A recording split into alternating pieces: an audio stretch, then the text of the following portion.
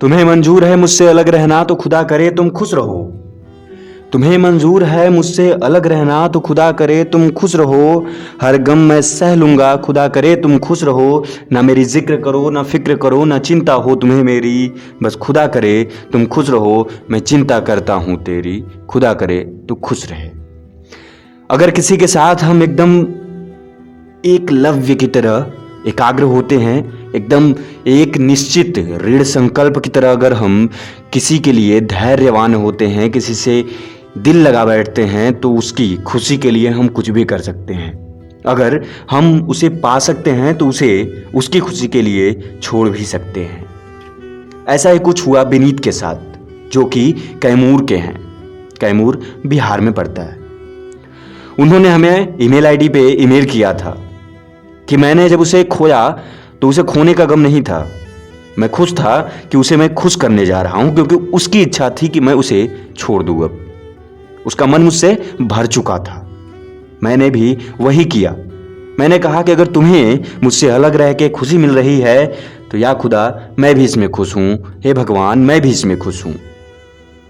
और मैंने अपने भगवान से बस यही प्रार्थना की कि प्रभु उसे कोई गम मत देना। वो मुझसे अलग रहना चाहता है तो भी खुश रखो, जिसके साथ रहना चाहता है उसके साथ भी उसे खुश रखो।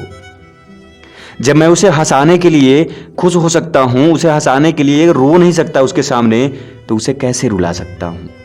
बस इसी सोच से मैंने उसे कुछ भी नहीं कहा। उसने कहा कि क्या तुम मुझे अब छोड़ सकते हो, मुझे तुम्हारे साथ रहना अच्छा नहीं लगता। मैंने कहा कोई बात नहीं, सही में मैं तुम्हारे लायक नहीं हूं। अब मैंने खुद को गलत साबित किया उसके सामने, बस इसलिए कि उसे कुछ एक पल का भी दिक्कत न हो।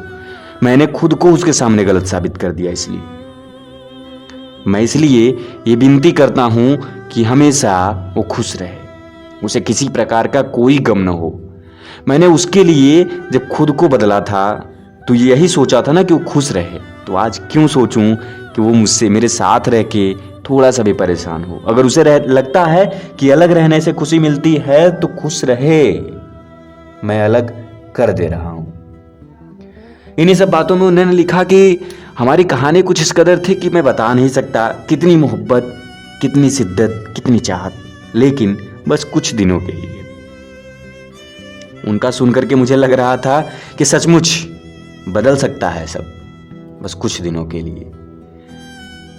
बहुत लंबी कहानी है, सुनाने बैठे तो बहुत टाइम निकल सकता है, लेकिन उस पूरे कहानी का सार यही है कि हम जिसे खुश करना चाहते हैं बस उसे खुश करना चाहिए। उनके अनुभव की बात करें तो वो कहते हैं कि जब हम उसके लिए रो नहीं सकते उसके सामने, उसे हंसाने के लिए तो उसके सामने नहीं रोते हैं कि ताकि उसको कोई दिक्कत ना हो, और उसे लगता है कि ये करने से उसे खुशी मिलती है तो हम वही करते हैं जो उसे चाहिए।